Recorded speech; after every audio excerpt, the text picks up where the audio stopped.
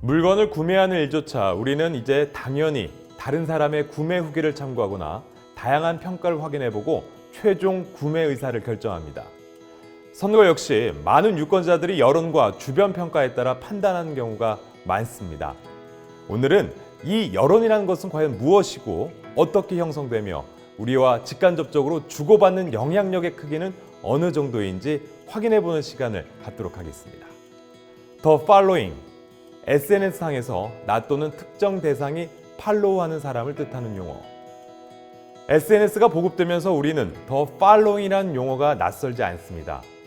누군가를 팔로우하는 것뿐 아니라 특정 행위를 따라하기도 하며 하나의 문화가 된 것 같습니다. 이와 같은 행태가 선거에도 영향을 줄 수 있을까요? 지금부터 자세히 살펴보겠습니다.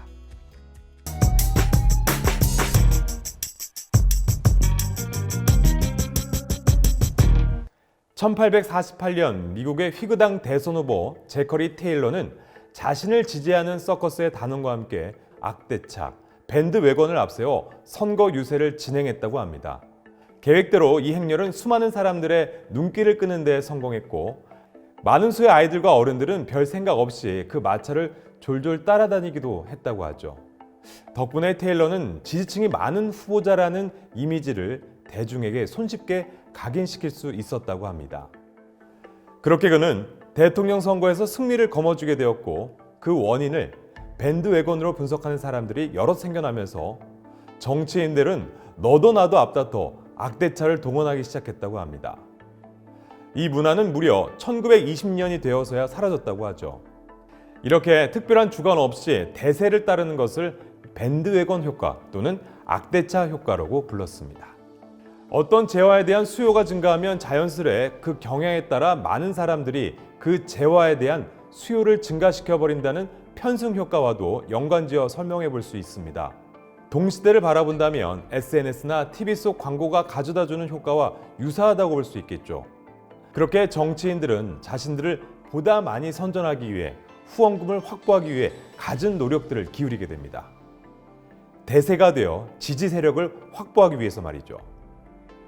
여기서 대세의 흐름을 결정짓는 중요한 요소는 바로 선전, 그리고 또 여론인데요. 2000년에 진행된 미국 대선을 보시면 여론의 영향력이 실제로 매우 크다는 것을 확인하실 수 있습니다.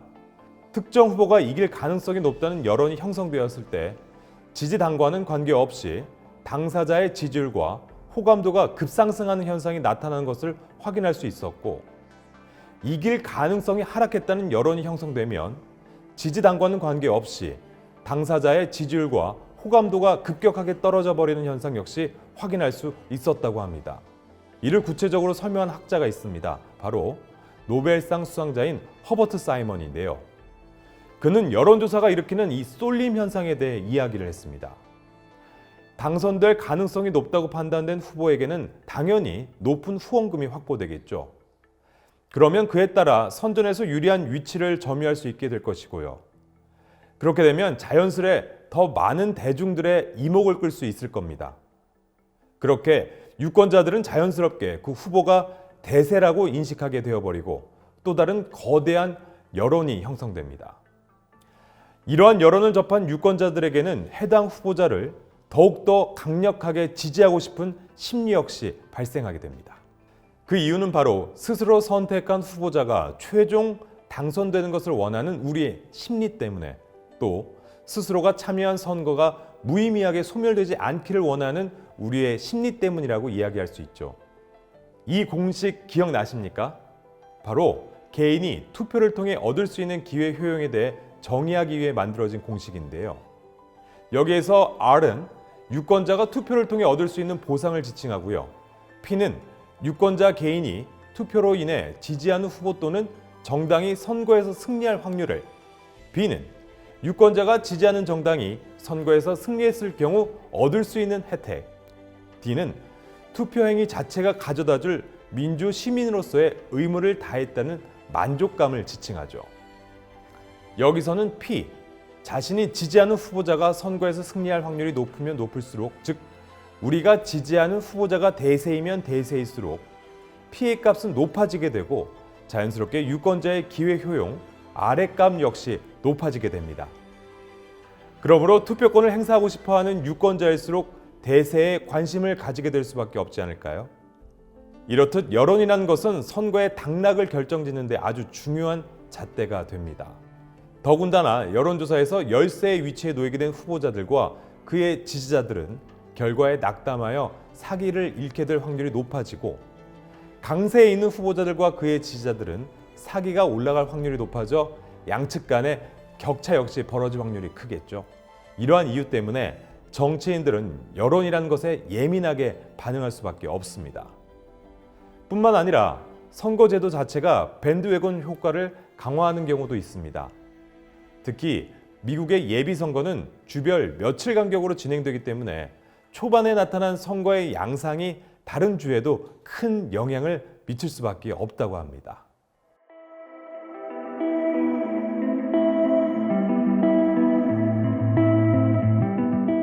밴드웨건 효과가 유권자의 마음에 내재된 스스로 선택한 후보자가 최종 당선되는 것을 원하는 심리 때문이라면 선거운동 기간 동안 여론에서 우세에 위치해 있는 후보만이 유리한 결과를 얻게 될까요? 정반대의 이론도 존재합니다. 여러분들은 만화 속 주인공을 응원한 적이 있으신가요? 우리가 응원하는 주인공에는 몇 가지 두드러지는 특징들이 있습니다.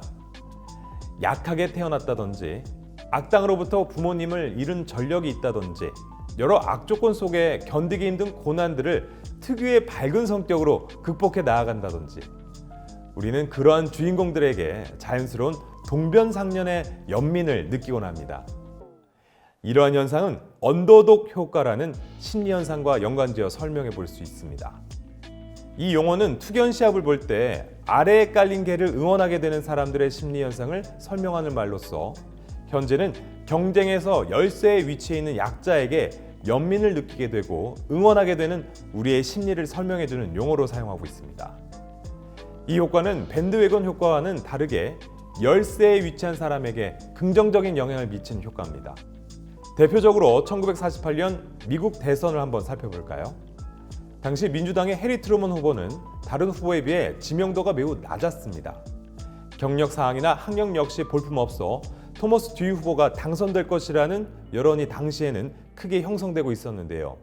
모두의 예상과는 다르게 해리 트루먼이 토머스 듀이를 4.4%포인트 눌러버리며 승리하게 되었는데요. 세간에서는 이 원인을 부동층 유권자들이 언더독인 해리 트루먼에게 동정표를 던지며 판세를 뒤집게 되었다고는 분석이 나오곤 했습니다. 당시 이 결과는 너무나도 놀라운 결과였기에 기대하지 않았던 인물이 예상을 깨고 당선되는 현상을 이때부터 트루먼 효과라고 이름 붙여 지금까지 사용하게 된 것입니다. 물론 해리 트루먼의 당선 원인을 언더독 효과로만 규정 지을 수는 없습니다. 일전에 그에게 프랭클린 루즈벨트 대통령의 유고로 인해 잠깐이나마 대통령으로 집권하게 되었던 시기가 있었습니다. 그 시기가 바로 미국이 2차 세계대전에서 승리로 막을 내렸던 시기입니다. 오랜 전쟁이 승리로 마무리 지었던 그 순간 해리 트루먼이 대통령이 되었던 것이죠. 그럼에도 불구하고 선거 전 여론조사의 결과에서 해리 트루먼이 다른 후보들에 비해 뒤처졌던 사실만큼은 변함이 없었으므로 해리 트루먼이 언더독 효과의 후광을 전혀 받지 않았다라고 규정짓는 것도 역시 무리가 있습니다. 또 이 사건 이후 여러 정치인들이 지지층을 확보하기 위해 스스로를 언더독으로 규정짓는 모습까지 보여주기도 했습니다. 즉 이것이 효과가 없지는 않았다는 뜻이겠죠. 이러한 현상은 정치계에서뿐만 아니라 스포츠, 문화예술, 산업 전반의 영역에서 다양하게 나타나고 있습니다. 대표적으로 미국 렌터카 시장에서 만년 2위였던 한 기업의 만년 적자 탈출 홍보 광고 전략을 이야기할 수 있죠. 그들의 홍보 문구는 이러했습니다.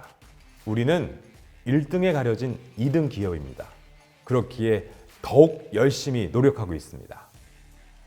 실제로 이 메시지는 수많은 사람들의 마음을 움직였고 뉴욕 매출이 한 달 만에 50%가 증가하는 결과를 만들어내 주었다고 합니다.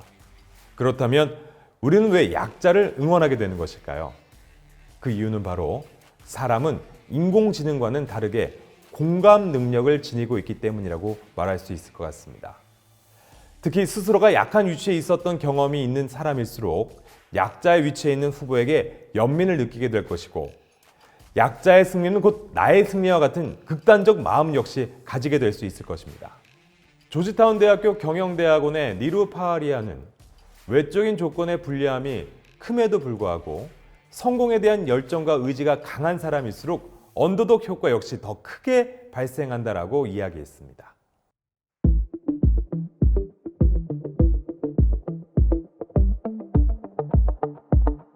밴드웨건 효과나 언더독 효과 같은 것들을 대세 효과라고 부르는데요.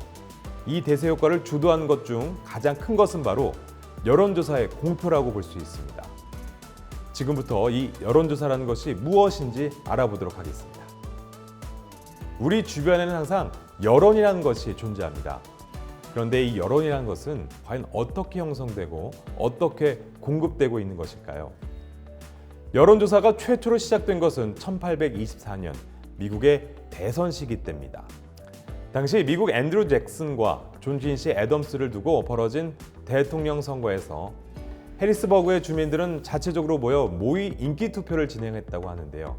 이것이 최초의 여론조사라고 일각에서는 언급하고 있습니다. 이 여론조사라는 것이 정식 기관으로 인정이 된 것은 1916년 리터러리 다이제스트라는 잡지사의 행보로부터 시작됐다고 보는데요. 이 잡지사는 당시 전국 사람들에게 엽서를 보내 지지하는 후보를 적어내게끔 하였고, 무명의 후보자 우드로 윌슨이 당선될 것이라는 예측하는 데 성공해 세간의 주목을 받았다고 합니다. 하지만 이 여론조사 기관들은 당시 수많은 오류들을 범하기도 했습니다. 사례로 1936년 미국의 랜든과 루스벨트의 대선 때입니다. 리터러리 다이제스트는 무려 240만 명을 대상으로 여론조사를 진행하여 랜든의 승리를 자신있게 예측했으나 실패했다고 합니다. 그런데 단지 3,000명을 대상으로 조사를 진행하여 루스벨트의 승리 예측을 성공한 조사기관이 등장했는데요. 그 기관이 바로 갤럽입니다. 갤럽이 다이제스트에 비해 상당히 적은 수의 사람을 대상으로 조사를 진행했음에도 예측에 성공할 수 있었던 이유는 바로 표본 설정의 현명함 때문입니다. 표본이란 여러 통계 자료를 포함하는 집단 속에서 그 일부를 뽑아내어 조사한 결과로서 본디의 집단의 성질을 추측할 수 있는 통계 자료를 뜻합니다.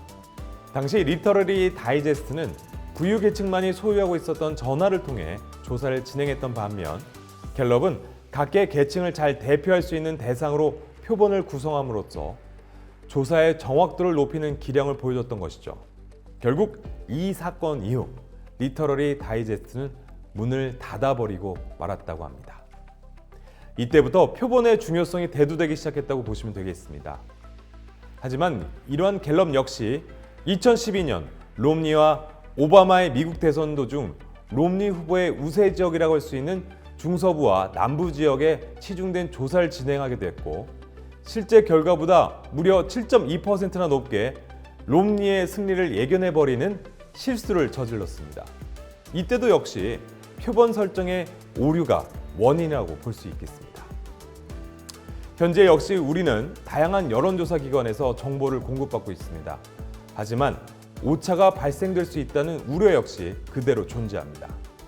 우리는 민주선거 4대 원칙에 따라서 비밀선거를 합니다. 그렇기 때문에 유권자의 성별과 나이, 세대까지 추측하는 것은 거의 불가능에 가까워 애초에 정확한 표본을 대상으로 삼는 것 자체가 무리가 있습니다. 또한 여론조사 기관마다 조사 진행 방식 역시 각각 다르고, 조사가 진행되는 시간대에 따라 조사 결과 역시 크게 차이가 나기 때문입니다.